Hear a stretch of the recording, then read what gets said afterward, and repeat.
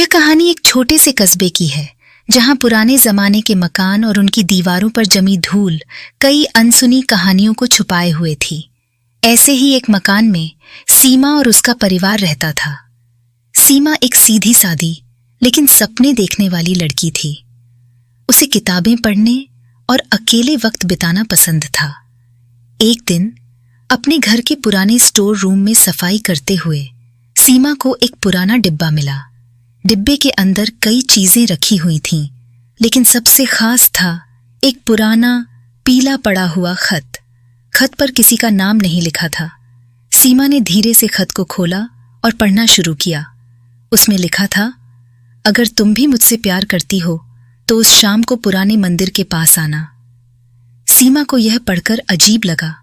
वह सोचने लगी कि यह खत किसने लिखा होगा और किसके लिए लिखा गया होगा। उसकी उत्सुकता बढ़ती गई।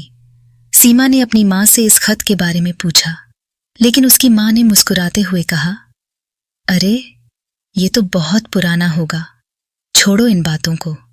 लेकिन सीमा को इस खत में कुछ अलग सा लगा। उसे ऐसा महसूस हो रहा था कि इस खत में कोई गहरी कहानी छिपी है।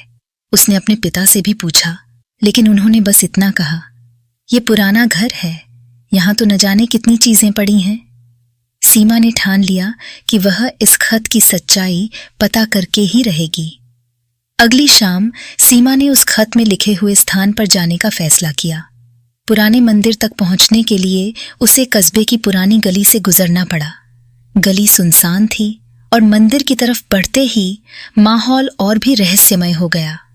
मंदिर के पास पहुंचकर उसे कुछ भी अजीब नहीं दिखा, लेकिन अचानक उसे वहां एक पुराना पेड़ दिखाई दिया। पेड़ की जड़ों के पास उसे एक और कागज का टुकड़ा मिला। उस पर लिखा था, तुम्हारे आने का इंतजार था। सीमा का दिल जोर जोर से धड़कने लगा। उसे समझ नहीं आ रहा था कि यह सब क्या हो रहा है। सीमा ने उस कागज को संभालकर अपने पास रखा और घर लौट आई।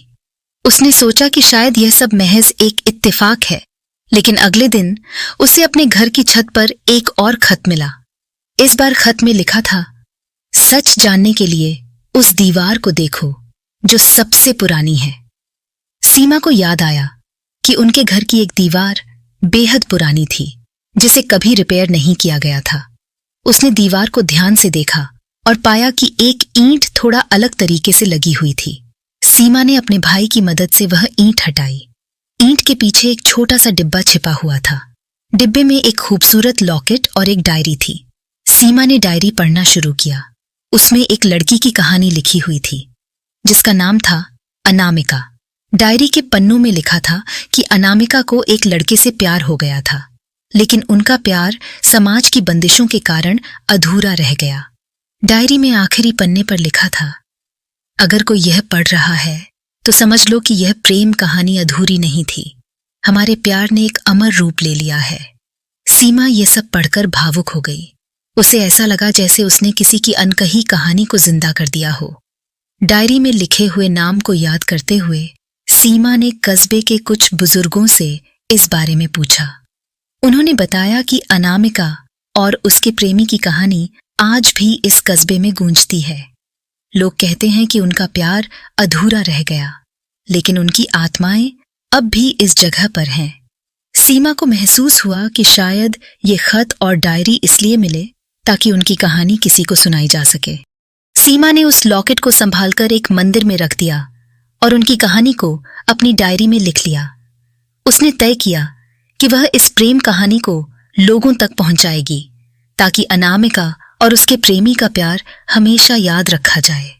सीमा को इस घटना के बाद यह समझ में आया कि सच्चा प्यार वक्त और समाज की बंदिशों से परे होता है। ये कहानी उसके लिए प्रेरणा बन गई।